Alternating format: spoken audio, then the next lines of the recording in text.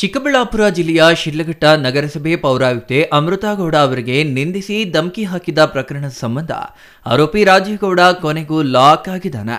ಪ್ರಕರಣ ದಾಖಲಾಗುತ್ತಿದ್ದಂತೆ ತಲೆಮರೆಸಿಕೊಂಡು ಊರೂರು ಅಲಿಯುತ್ತಿದ್ದ ಆರೋಪಿಯನ್ನ ಕೇರಳ ಗಡಿಯಲ್ಲಿ ಪೊಲೀಸರು ಖೆಡ್ಡಾಗೆ ದಬ್ಬಿದ್ದಾರೆ. ಅಷ್ಟಕ್ಕೂ ರಾಜೀವ್ ಗೌಡ ಎಲ್ಲಿದ್ದಾನೆ ಎಂಬ ಬಗ್ಗೆ ಖಾಕಿ ಮಾಹಿತಿ ಕಲೆ ಹಾಕಿರುವುದೇ ಬಹಳ ಇಂಟ್ರೆಸ್ಟಿಂಗ್ ಆಗಿದೆ. ಆರೋಪಿ ರಾಜೀವ್ ಗೌಡ ತನ್ನ ಸಹೋದರಿಗೆ ಕರೆ ಮಾಡಿದ್ದ ಎಂಬ ವಿಚಾರ ಪೊಲೀಸರಿಗೆ ಸಿಕ್ಕಿದ್ದು, ಈ ಬಗ್ಗೆ ಆಕೆಯನ್ನ ವಿಚಾರಣೆ ನಡೆಸಲಾಗಿತ್ತು.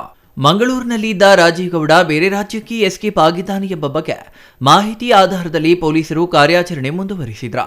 ಆ ವೇಳೆ ಮಂಗಳೂರಿನ ಉದ್ಯಮಿ ಮೈಕಲ್ ಜೋಸೆಫ್ ರೆಗೋ ಜೊತೆ ಆರೋಪಿ ಇರೋದು ಕನ್ಫರ್ಮ್ ಆಗಿದೆ. ಆದರೆ Michael Joseph Rego phone number ಪೊಲೀಸರ ಬಳಿ ಇರಲಿಲ್ಲ. ಎಷ್ಟು ಹುಡುಕಾಡಿದ್ರೂ ಫೋನ್ ನಂಬರ್ ಸಿಗದ ಕಾರಣ ಸಿಬ್ಬಂದಿ ಪರದಾಟ ನಡೆಸಿದ್ದಾರೆ. ಅಂತಿಮವಾಗಿ ಪೊಲೀಸರು ಮಾಡಿದ ಮಾಸ್ಟರ್ ಪ್ಲಾನ್ ಸಕ್ಸಸ್ ಆಗಿದೆ.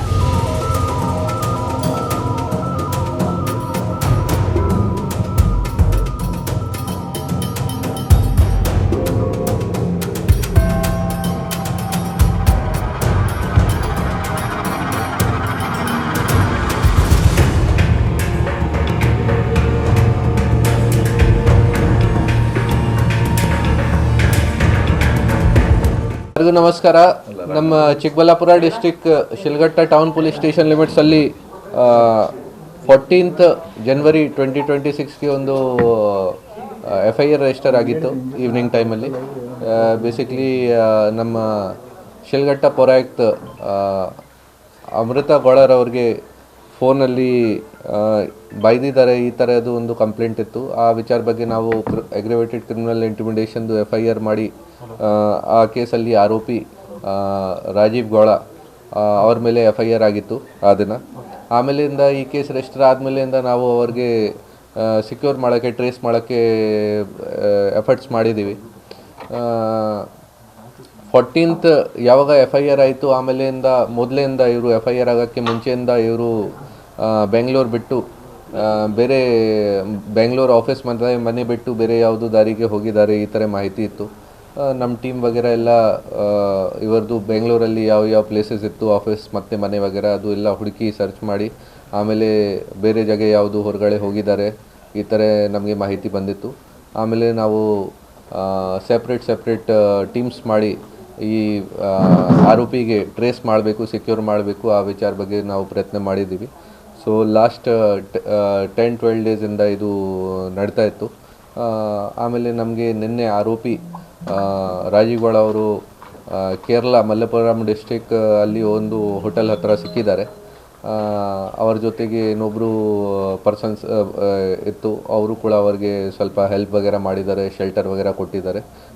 ಅವ್ರದ್ದು ಕಾರಲ್ಲಿ ಇಬ್ಬರು ಜನ ಓಡಾಡ್ತಾ ಇತ್ತು ಅಲ್ಲಿ. ಸೊ ಬೇಸಿಕ್ಲಿ ನಮ್ಮ ಕರ್ನಾಟಕದಿಂದ ಇವರು ಚಿಕ್ಕಮಂಗ್ಳೂರು, ಮ್ಯಾಂಗ್ಳೂರು ಕಡೆಯಿಂದ ಕೇರಳ ಕಡೆ ಹೋಗಿದ್ದಾರೆ. ನಿನ್ನೆ ಈವ್ನಿಂಗ್ ಟೈಮ್ 4:30 ಅರೌಂಡ್ ನಾವು ಇವರಿಗೆ ಒಂದು ಜಾಗ ಇದೆ ಮಲ್ಲಪುರಂ ಡಿಸ್ಟಿಕಲ್ಲಿ ವಾಜಿಕಡಬು, ಅಲ್ಲಿ ನಾವು ಇವರಿಗೆ ಸೆಕ್ಯೂರ್ ಮಾಡಿದ್ದೀವಿ. ಆಮೇಲೆ ಈಗ ನಾವು ಕರ್ಕೊಂಡು ಬಂದಿದ್ದೀವಿ ಅವರಿಗೆ, ಬೇರೆ ಪ್ರೊಸೀಜರ್ಸ್ ವಗೇರ ಎಲ್ಲ ನಡ್ತಾ ಇದೆ. ಕೋರ್ಟ್ಗೆ ಪ್ರೊಡ್ಯೂಸ್ ಮಾಡಿಕೊಂಡು ಆಮೇಲೆ ಮುಂದೆ ಇನ್ವೆಸ್ಟಿಗೇಷನ್ ಮಾಡ್ತೀವಿ. ಇನ್ನು ಮೈಕಲ್ ನಂಬರ್ ಸಿಗದ ಕಾರಣ ಉದ್ಯಮಿಯ ಹಿನ್ನೆಲೆಯನ್ನ ಪೊಲೀಸರು ಕೆದಕಿದ್ದಾರೆ. ಮೈಕಲ್ ಮಗ ಬಹಳ ವರ್ಷಗಳ ಹಿಂದೆ ಸಾವನ್ನಪ್ಪಿದ್ದು, ಈ ಬಗ್ಗೆ ಚಿಕ್ಕಜಾಲ ಪೊಲೀಸ್ ಠಾಣೆಯಲ್ಲಿ ಪ್ರಕರಣ ದಾಖಲಾಗಿತ್ತು. 2018ರಲ್ಲಿ ಬೆಂಗಳೂರು ಏರ್ಪೋರ್ಟ್ಗೆ ಬಂದಿದ್ದ ಮೈಕಲ್ ಮಗ ಚಿಕ್ಕಜಾಲ ಪೊಲೀಸ್ ಠಾಣಾ ವ್ಯಾಪ್ತಿಯಲ್ಲಿ ಆತ್ಮಹತ್ಯೆ ಮಾಡಿಕೊಂಡಿದ್ದ. ಹೀಗಾಗಿ ಮಂಗಳೂರಿನ ಪಬ್ ಒಂದರ ಮಾಲೀಕರಾಗಿರುವ ಮೈಕಲ್ ಸೋದರ ಸಂಬಂಧಿಯೊಬ್ಬರಿಗೆ ತಾವು ಚಿಕ್ಕಜಾಲ ಪೊಲೀಸರು ಅಂತ ದೂರವಾಣಿ ಕರೆ ಮಾಡಲಾಗಿದೆ. ಮೈಕಲ್ ಮಗನ ಸಾವಿನ ವಿಚಾರದಲ್ಲಿ ಅವರ ಜೊತೆ ಮಾತನಾಡಬೇಕು ಎಂದು ಹೇಳಿ ಪೊಲೀಸರು ನಂಬರ್ ಪಡೆದಿದ್ದಾರೆ. ಬಳಿಕ ಆ ನಂಬರ್ ಟ್ರೇಸ್ ಮಾಡಿ ಮೈಕಲ್ ಹಾಗೂ ಜೊತೆಯಿದ್ದ ರಾಜೀವ್ ಗೌಡನನ್ನ ಪೊಲೀಸರು ಬಂಧಿಸಿದ್ದಾರೆ. ಇನ್ನು 13 ದಿನಗಳಿಂದ ತಲೆಮರೆಸಿಕೊಂಡಿದ್ದ ಆರೋಪಿಯನ್ನ ಚಿಕ್ಕಬಳ್ಳಾಪುರ ಪೊಲೀಸರು ಕೇರಳ ಗಡಿಯಲ್ಲಿ ಬಂಧಿಸಿ ಚಿಕ್ಕಬಳ್ಳಾಪುರಕ್ಕೆ ಕರೆತರುವಲ್ಲಿ ಯಶಸ್ವಿಯಾಗಿದ್ದಾರೆ. Thoudanahalli Ramesh, CTV news, Chikkaballapur. ಸ್ವಲ್ಪ ಸೈಡ್ ಬನ್ನಿ ಸರ್. ನಮ್ಮ ಮೇಲೆ ಆರೋಪದ ಬಗ್ಗೆ ಮಾತಾಡ್ತೀರಾ ಸರ್?